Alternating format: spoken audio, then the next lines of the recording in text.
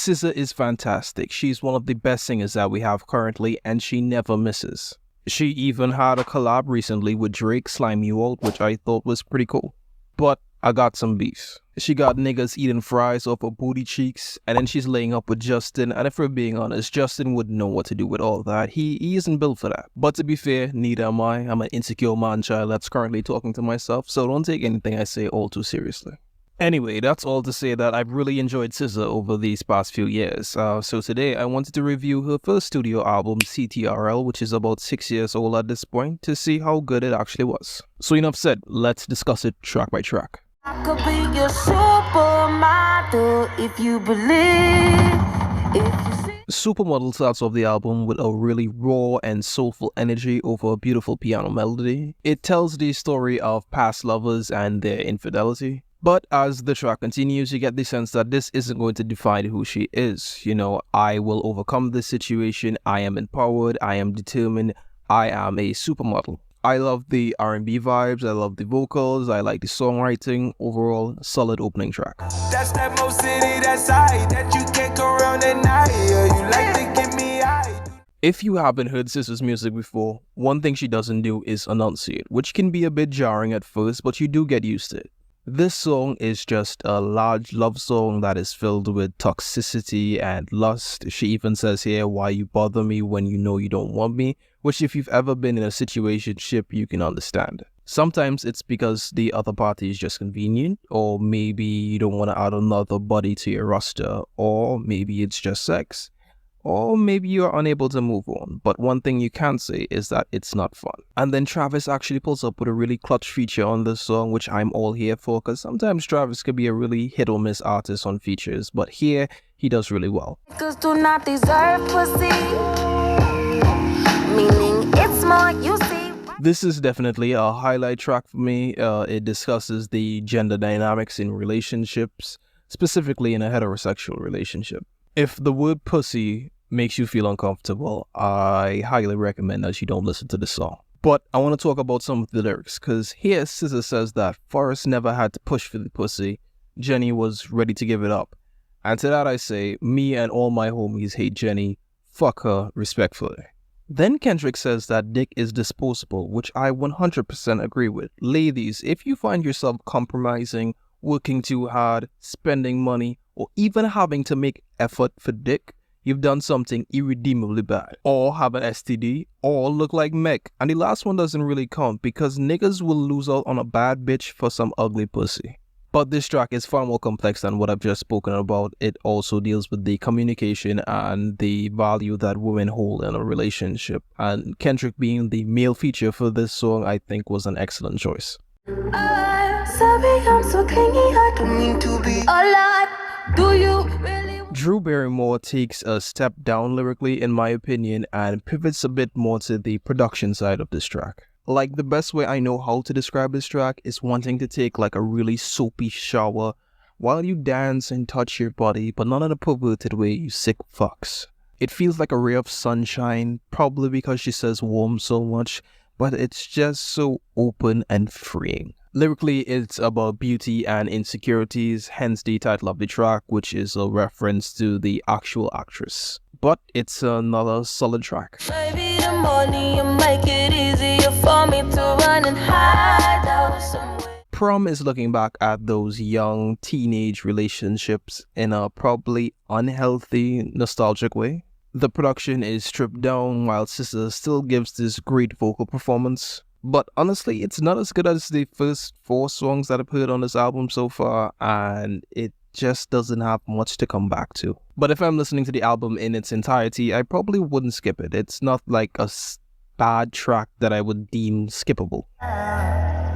My man is your man, hurt is her man too. This part of the review is for grown folks that cheat, so if you believe in happily ever after, skedaddle. You know that feeling of joy you get when you have that one day off in your week that you can use to cheat? That immense pleasure of holding another man's wife or girl, spending time and money that you wouldn't even spend on your own girl? That cloud9 feeling while you're driving back home from being unfaithful, while you ever so gently sniff your fingers, it's fantastic. This song is everything that I've just said. We know it's wrong, but it's amazingly fun. And I love SZA for this. She is a sneaky link that knows her place. You're the 9 to 5, I'm the weekend. And that's why the majority of affairs won't last, because some people just don't know their place. Like, I'm cheating on you, and you expect me to turn you into my wife? Why would I do that? After 9 o'clock, don't call my phone. The production is hypnotic, the vocals sound like an earworm, and the writing is as if God himself laid his hand on this track. It is a 10. It's a dangerous world we live in. Just remember, they're never yours, it's always your turn.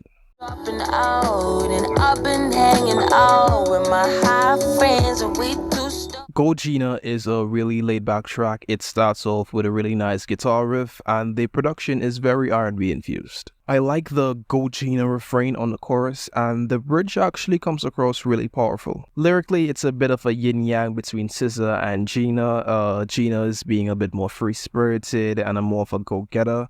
SZA is a bit more insecure and suffers from a lot of self-doubt. Hoping I'll never find out that you're anyone else, 'cause I'm not a huge fan of this track. Whatever vocal effects that's placed on SZA's vocals, it just doesn't sound right. It sounds really gimmicky. Also, there's a lot of mention about booty on this song. Not that I'm complaining, it's just a bit noticeable. It's who has a big booty, who has a small booty, who's confident because of their booty, who wants them to be lied to about their size of their booties. It's just, really there. Which in hindsight is probably why she got her body done, which I'm not really giving my opinion on her decision. It's more of an acknowledgement of the seedlings within her music that may or may not have led to that decision. But your body, your choice, ladies. Do whatever you want, whatever makes you feel happy. these broken clocks, I ain't got no time, just With Broken Clocks, the album really picks back up in my opinion. Lyrically, it deals with decisions she's made in her past, failed relationships, and her journey. She sounds very focused and determined to get through whatever it may be. Her vocals come off a bit confrontational, but I like how direct it is.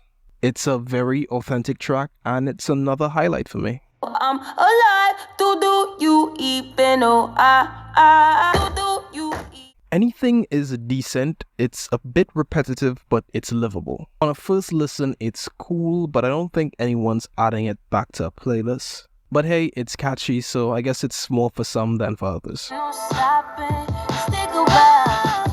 Wish I was the type of girl that you take over them. Normal Girl deals with the expectations that women face and also how these demands affect her. As the song continues, she dives into self-acceptance, navigating through social norms, and understanding her insecurities. Like the entire album so far, the production is amazing and SZA has yet to give a bad vocal performance. When hating you feels good for the night. Pretty Little Birds has a very unique sound design. It sounds like almost a different universe, but still connected to the CTRL album. It's about love, its fragility, its unpredictability, and its intoxicating nature. Isaiah Rashad's feature here builds on how atmospheric this track is. I think it's probably my second favorite feature on this album, with Kendrick's being first. So far away. How could it be 20-something? 20-something deals with the anxiety that happens during this time of young adulthood. It's a beautiful closer to this album that shows the journey is still ongoing. So that was SZA's CTRL album, and I think it's a solid 8. This album has great emotional depth. It dives into themes of self-doubt, betrayal, and empowerment. The album is beautifully produced. It's a fusion of R&B, neo-soul, and hip-hop. The beats are fantastic and each track just sounds really great. What I love most is that this album is very cohesive and authentic. It's probably one of my favorite listens on this channel so far. I think my top takeaways are The Weeknd, Doves in the Wind, and Broken Clocks. But yeah, that's my opinion. You let me know yours, whether you agree or not. What were some takeaway tracks for you? And anything else. Links are always in the description. Thank you very much for watching. Bye.